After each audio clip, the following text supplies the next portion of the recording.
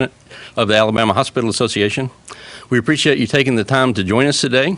We wanted to take a few minutes to talk to you about the coronavirus situation, what's occurring in America and in Alabama, and we also wanted to let you know what we're doing in Alabama to prepare for the possibility that we may have coronavirus cases at some point in our state.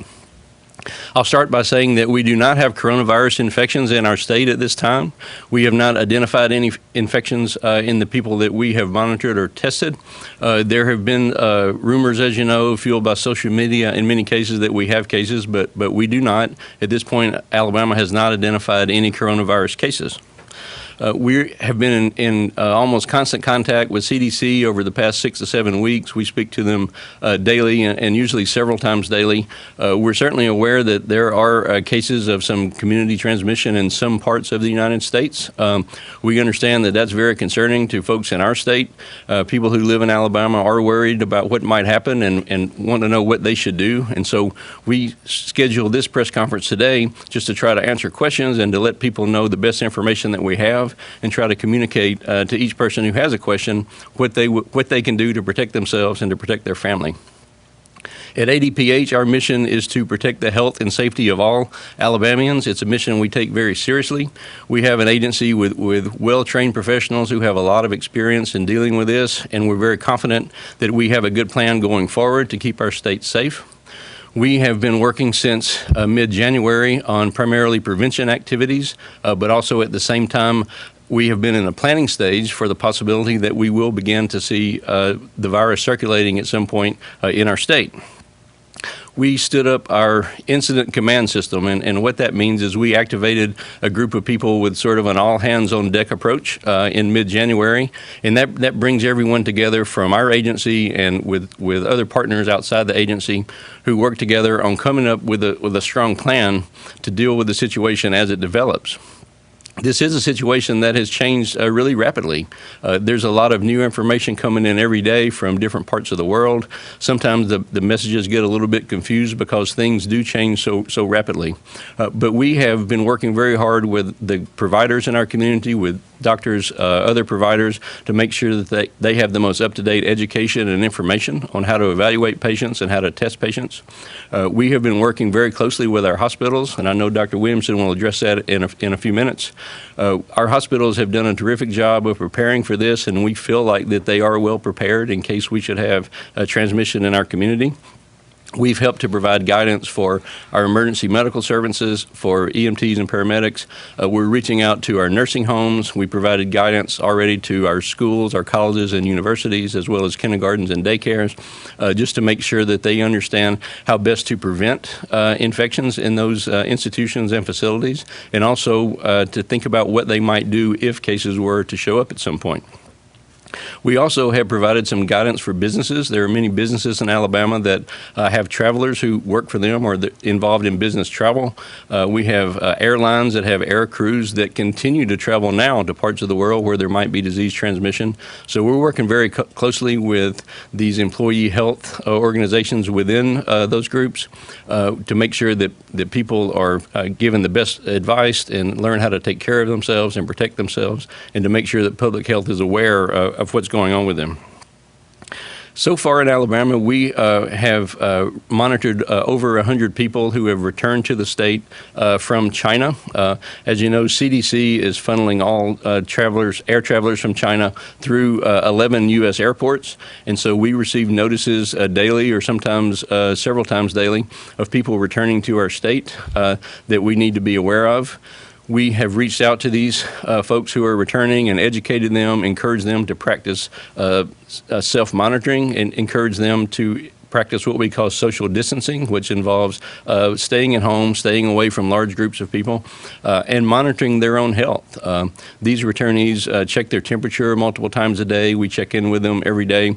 And now most of those people that we've been monitoring, we have finished their monitoring. They've completed 14 days of monitoring, and we are no longer have a need to follow them. We do still continue to follow a few of them. We've had a small number of people, less than 10 people, who had some type of symptoms that prompted us to test them for coronavirus. All the coronavirus tests that we have ordered are negative. We have all the tests back at this point on all the people that have been tested. We have no more outstanding tests at this time that we're awaiting results on. So we feel very comfortable at this time to say that we don't have the disease circulating in our community. Remember that there are over 60 countries that have reported cases. There are almost 90,000 people in the world have reported infections that we know about, but the disease is still not widely circulating in the United States at this time. There are some episodes of community transmission that you have undoubtedly seen in the press on the West Coast and in the Northeast, but at this time, this is not a high risk for people who live in Alabama. We will continue to monitor. Situations can change quickly, but at this time we do not see a highly elevated level of risk for people in our state. I would finally ask you to remember what you can do to prevent coronavirus transmission. In many ways, this is exactly the same advice that we give out every year during flu season. The way we prevent these type of respiratory transmitted diseases from spreading is to, first of all, use good hygiene. Wash your hands frequently. Avoid touching your eyes and nose and mouth with your hands unless you've washed carefully. We would encourage you to cover your cough or sneeze if you have a cough or a sneeze. Stay away from people who are ill. If you know that people who are ill, then do your best to try to avoid that situation. And I can't stress this enough, but if you yourself are sick, please stay home. Please don't try to work through an illness. Don't try to go to work or go to school, but stay home until you're well enough to get back out in public. That's all the prepared comments I had right now. I'm going to turn it over at this time to Dr. Don Williamson from the Alabama Hospital Association. Scott, thank you. Let me first start by thanking the Alabama Department of Public Health for working with our hospitals to keep us in the information loop and helping us to remain prepared. Now, let me point out to start with that emergency preparedness and responses are not new. Our hospitals have emergency preparedness plans that they exercise on a regular basis.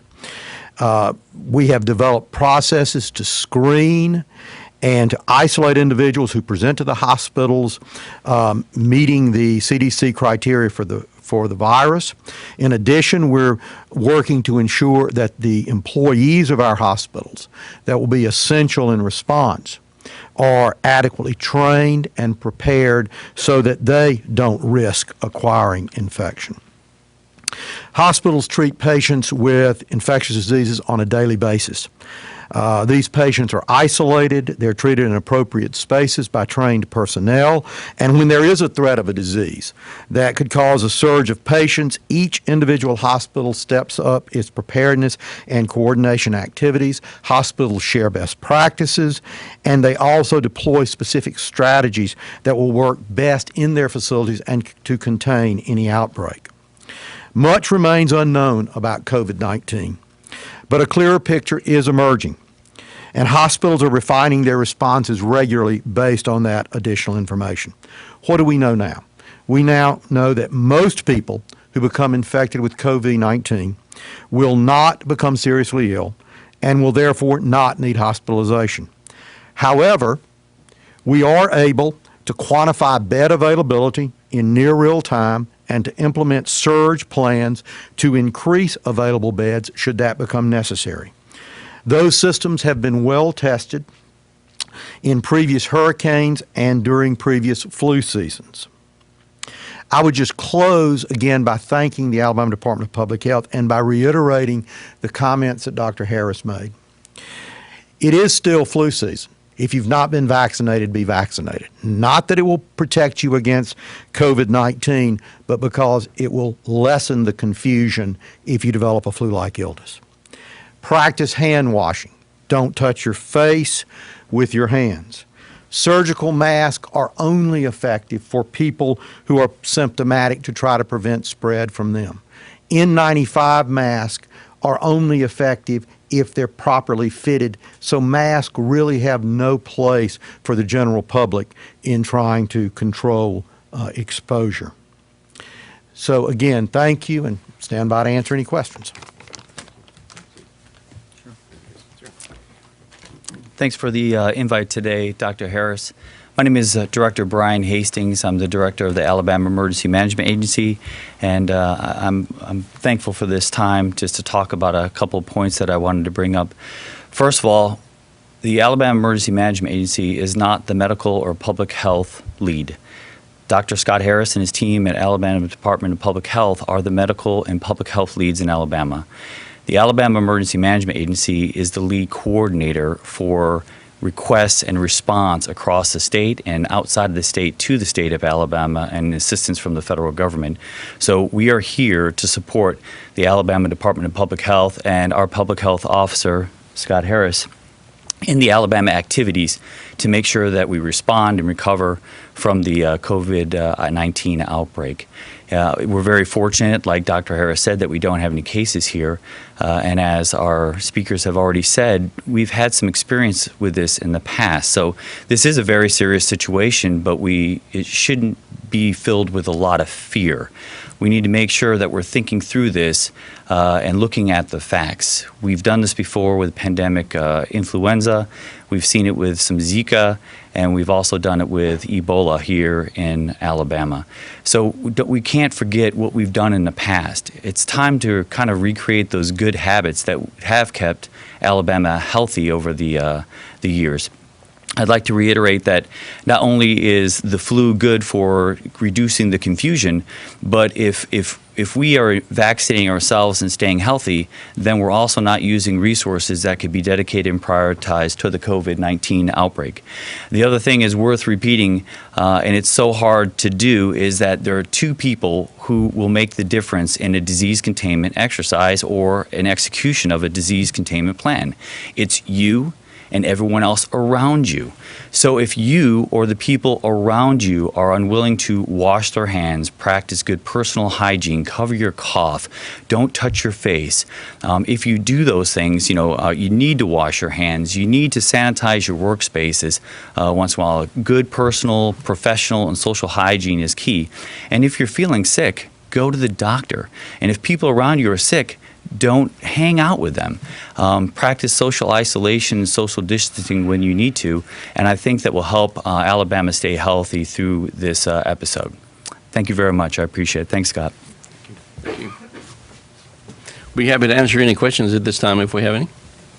Nationally, there's been a conversation over the weekend about the testing, the lack of access to testing. Can you walk us through Alabama's availability to testing and how that's being done across the state? Sure, absolutely. So for those of you who couldn't hear, the question was about testing for coronavirus. Alabama has received tests from CDC. We received them recently, and as you may recall, at the national level, there were some questions about quality control, and it appears that not to get into technical of an explanation, but it appears that there was really just a single reagent problem with a single part of the test, and we have now received the go-ahead to begin using those tests that we have received. We're in the process of training our staff and doing that now and making sure our quality control is correct in the way it should be, and so we expect to be testing very soon. I don't know exactly, but we have the test and are actively training and should be doing that promptly.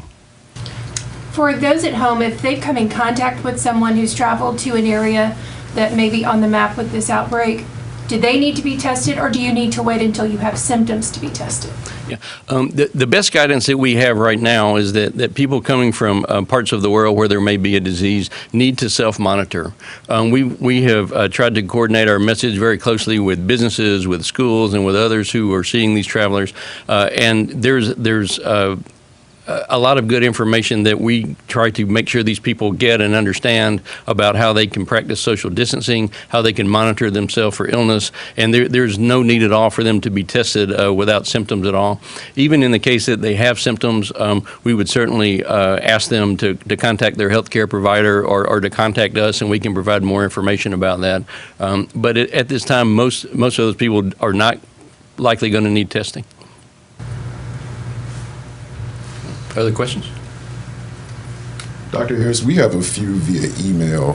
When it comes to disinfectants, like the Clorox and Lysol wipes that we use, This individual wants to know, are those beneficial when it comes to killing the bacteria associated with COVID-19? Yeah, the question has to do with appropriate disinfectants to use for the virus that causes COVID-19.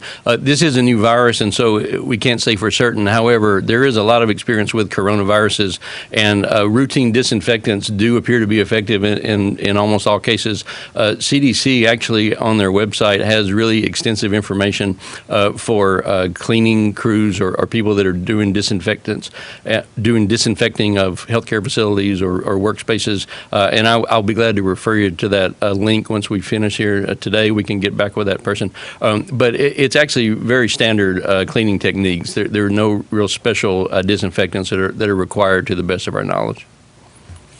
And what is the status, if we know, of a vaccine for the virus? The question has to do with the status of a vaccine. I actually just returned from a meeting with CDC people over the past few days. There is good progress being made in developing a vaccine. It's possible that it can be tested on people in the next 2 to 3 months, probably not before that, although that's actually an amazingly fast turnaround time when we think about vaccines for other diseases. The best information I have received is that it still might be a year or more before it would be widely available for people, so it's not going to be imminent, although again I would say even having a vaccine in a year for a disease we didn't know about 4 months ago is pretty remarkable. Okay. Yes. Williamson, could you talk a little bit about how the hospitals are preparing? We know the nurses union on the West Coast came out with a pretty strong statement this weekend.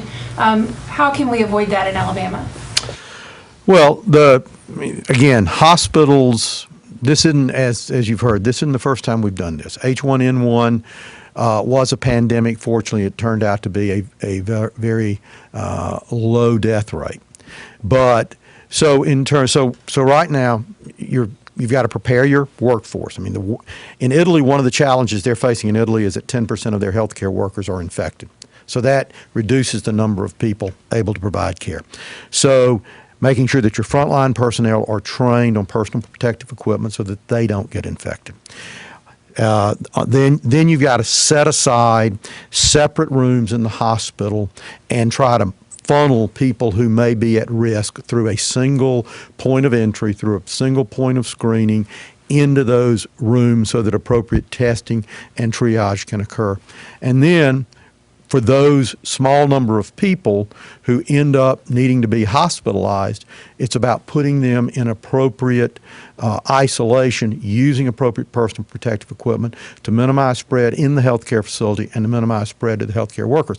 I mean, one of the most important things, I think, going forward is going to be to protect the healthcare workforce so that they are there and available to provide care. That's why inappropriate use of masks becomes so problematic. We've got to keep that personal protective equipment available to the healthcare workforce so that we can protect them, so that we don't find ourselves with healthcare workers inappropriately exposed. At this point, you know, we've got plans. We work those plans on an annual basis. We've got surge capacity. We've got surge plans that we can increase beds. We can, working with public health and with the Emergency Management Agency, we can move ventilators or respirators should that be necessary. Right now, there's obviously no reason to even consider that, but we have the capacity to respond if we need to. Again, as Dr. Harris has pointed out, social distancing to buy us time for good antivirals becomes extremely important in this setting.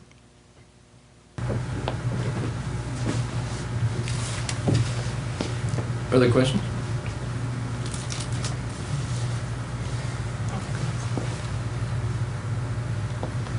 All right, if there are no further questions, again, let me thank you for joining us today. The message that we would like the people of Alabama to understand is that we understand the concerns that you have. We feel that Alabama is prepared to deal with this. We will continue our prevention activities, and if we see disease in our community, we'll be ready to respond to that. Thank you very much for joining us today.